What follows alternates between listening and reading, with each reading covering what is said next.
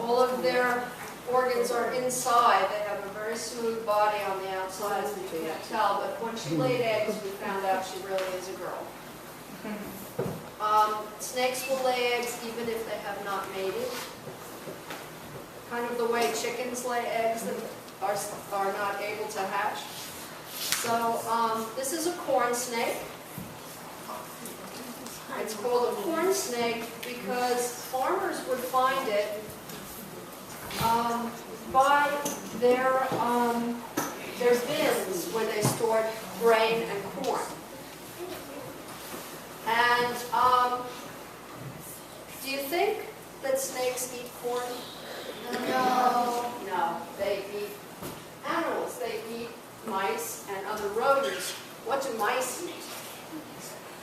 Do they eat corn? No. Well, yes. Yeah. Yes. In the wild? Everyone quiet down, so I don't Soul have to food, shout. Chinese food. I know you're all excited. I'm glad you're really enjoying this, but I'd rather you didn't make me shout, okay?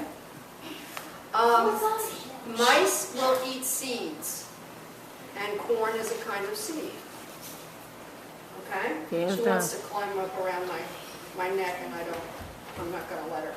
But, and I can feel the scales on her belly. If you take a look, can you see her belly? Have you ever seen Indian corn that people put out at Halloween and Thanksgiving? Does that look a little bit like corn? Yes. Her belly?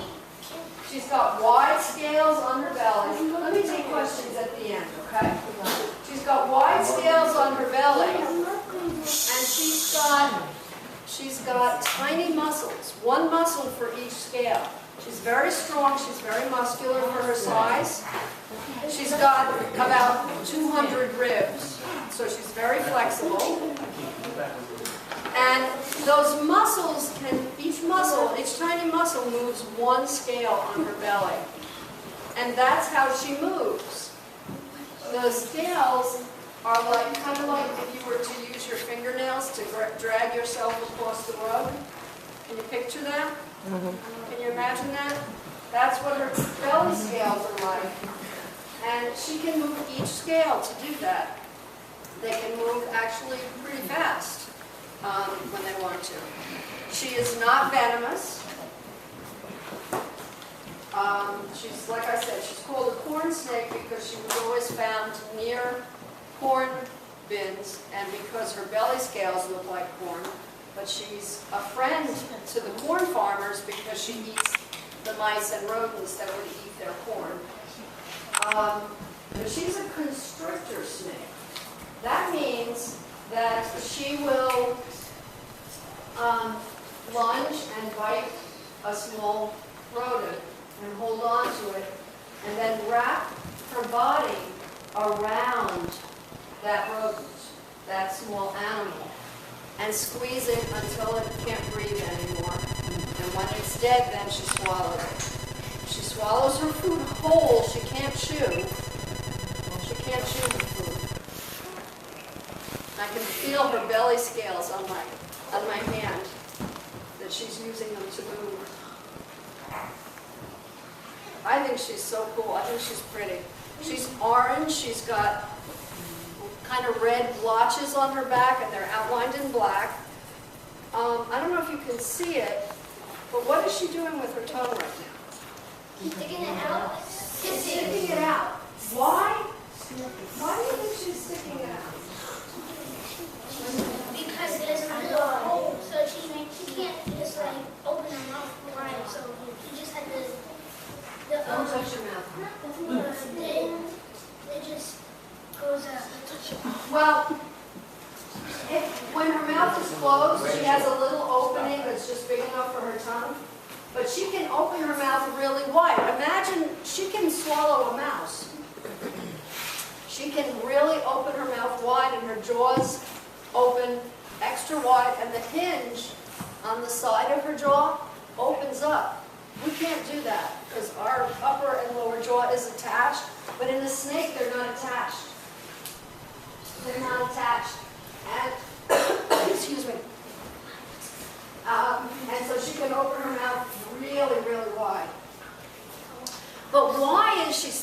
tongue out.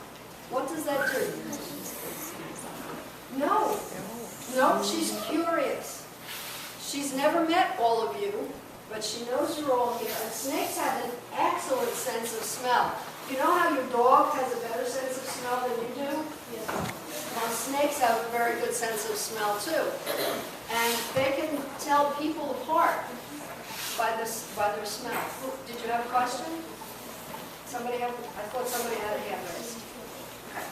She's flicking her tongue out to smell. Boys have bright red eyes. Those of you who are close, can you see that her eyes are kind of rounded? So that's how we know she's a girl. She's a box turtle. And those of you who were in my group, you remember I showed you how she had the high dome. Yes. Yes. If you think about sports cars are kind of low and sleek and streamlined so they can go fast. And fishes are streamlined. Well, if this was a turtle that lived in the water, she would be thin and streamlined too. But she has this boxy shape because she doesn't need to be streamlined. She lives on land. Obviously, she needs water to drink, but she doesn't swim.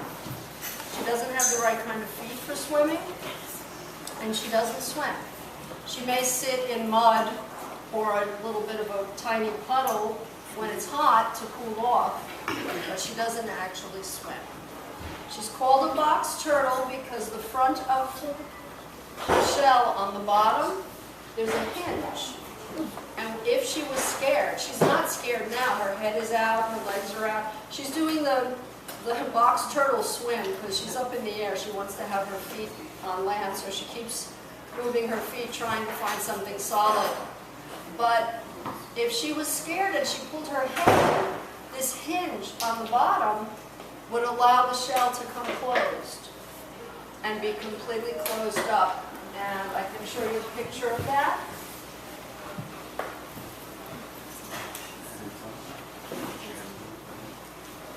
That's okay.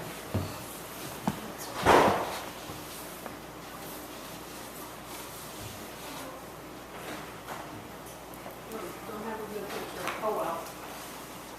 Anyway, but she can, take my word for it, she can close up. Box turtles will eat insects, snails, millipedes, fruit, seeds, nuts, things like that. They'll live in the leaves on the forest floor, but they want to be near water. They might be in a meadow someplace. Those are the kind of places they live. Now, I know my group knows, and I'm sure Miss Megan told the other group, we never harm anything here at the visitor center in this park. We never take anything out of the wild. All animals, wild animals, belong wild. They don't make very good pets because, well, they're just not warm and cuddly. They're wild animals. And they're a lot happier outdoors in the wild. They know they come out of their shell knowing how to live outdoors in the wild. They know how to find food. They know how to be safe from predators. They know how to find everything they need. How to stay cool when it's hot and warm when it's cold. What can you tell me? Is Fluffy a reptile? Do you all know? Everybody? Yes. What can you tell me about the temperature of a reptile? Raise your hands. When it gets cold, they freeze. A lot of them will hibernate. Obviously, she's in her cage here, so she doesn't hibernate. Are they warm-blooded like you and me? No. No, they're the same temperature as what's around them. So she knows, she comes out of her shell knowing how to stay warm when she needs to be warm and cool when she needs to be cool. Did you have a question? No. Cold-blooded, that's right. So, if it's not good, and in fact, it's not legal to take wild animals out of the wild, how come we have her in a cage here? Well, there's a story. there's a story. Fluffy was taken from the wild when she was a baby by a very nice lady who didn't realize that it was a bad idea. And she tried to take very good care of Fluffy. But she made a lot of mistakes because she really didn't know how to take care of a wild turtle. She let Fluffy have complete freedom in her apartment. Fluffy could walk anywhere she wanted to go. And she fed Fluffy cat food because cat food is designed to be well-balanced nutrition, right?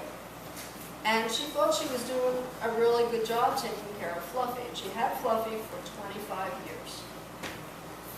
When she got too old and she couldn't take care of it anymore, she was looking for someone to take it. And we said, well, we will take Fluffy, but, and we talked to her son about this, but you have to build us a really big cage because she needs room. She's used to being, you know, walking around in the apartment. And we'll take her, but she wasn't very healthy when we got her. Her toenails, you can barely see them, her toenails were half an inch long and curled because she had been walking around on a carpet. Normally she walks on rocks and dirt, right? And that acts like a nail file and wears down her fingernails, but she didn't have that, so they were getting long and they were making it hard for her to walk. And she was eating cat food.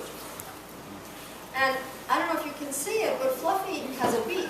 Turtles have beaks. They don't have teeth. They don't have lips. She has a beak. And she was eating soft cat food. And so instead of eating snail shells and insect shells and seeds with a seed coat around them, nuts with a shell on them, she was eating soft cat food. And her beak had overgrown. The top of the beak was too long and the bottom was too long. She could barely open her mouth wide enough to get food inside. So when we first got her, we took her to someone who knew how to take care of animals, and we clipped her toenails short. And we actually took a nail file and we filed her beak so that her beak was the right size and shape so that she could eat normally. And we feed her fruits and vegetables and nuts and berries and even worms and things like that. So that helped. When we first got her, she has a tray of water in her cage.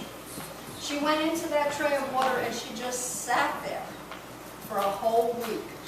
We fed her in the water. She wouldn't leave the water. She was so dehydrated because she was living in an air-conditioned apartment instead of out in the moist woods that she needed to sit there and rehydrate.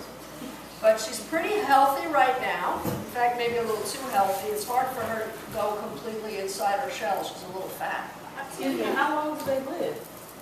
Oh, they can live a long time. 50 years. Wow. A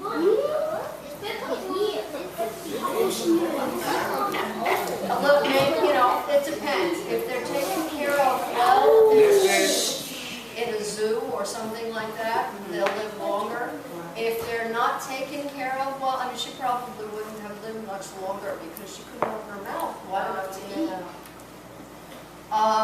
In the wild, probably about 25 years would be normal because they're a predator. So how old is she now? Now she's about 30 years old. We got her about 6 years ago. Wow. So that's not regular years, not like dog years or... No, that's calendar years. Oh, okay. Calendar years. And that's not particularly old. So here she is. Now, those of you who were with me saw this, but some of you haven't, so I'll pass this around. And take a look at this. The inside of a turtle shell is made of the turtle's spine and ribs. The spine and ribs are actually part of the shell. So do you think she could just walk right out of her shell and leave her shell behind? Nope, she can't do that. Maybe in cartoons, but not in real life. Yes, question? What was her birth name? We don't know exactly because she was taken from the wild. Now, how do you know she's 30? Well, because she was tiny, she was a baby when she was found, and the lady had her for about 25 years, and we've had her for about 5 years. So she's at least 30 years old. She was probably only about a year old when she was taken from the wild. So it's really not a good idea to take wild animals as pets, especially if you don't know how to take care of them. She'll never have the opportunity to mate and lay eggs and have babies. We can't release her into the wild because she has no idea how to survive. Mechanism, yeah. She's never, you know, a baby turtle has a lot of instincts, but she's been in captivity for 25, 30 years. She's forgotten how to be a wild turtle. So she's looking for air conditioning instead of the... possibly. Okay, so anyone who would like to touch her is welcome to. Now, I want you to think, okay, I'm going to walk around the circle. I'm going to walk around the circle, and if you don't want to touch her, just fold your hands in your lap, and I'll know that you don't want to reach out and touch her, but everyone will get a chance. We'll take the time to do that. But a couple of words before we do that. Listen. If King Kong wanted to see what you look like, would you like it if he started touching your face? No. No, people don't. You wouldn't like, even if I came over and touched your face. I'm a stranger to you. You wouldn't want that to happen, right? So we're going to stay away from Fluffy's face because that's kind of scary for her. But you can touch her leg or her shell if you like. Not her eyeballs. Not her eyeballs, but they're part of her face. So we're just going to say away from her head.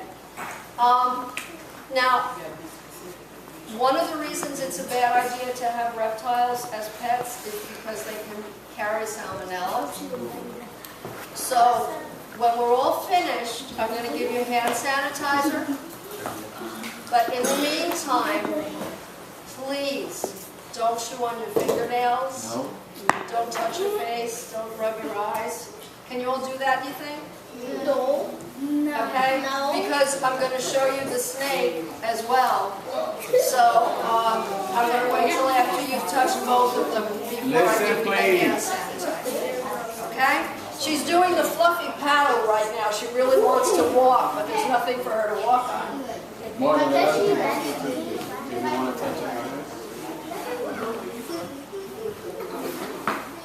Don't go anywhere. She's going to bring it for you. Where are you going? Get your book bag, bring it on your shoulder. She's got a shell on the top and on the bottom. Anybody in the back?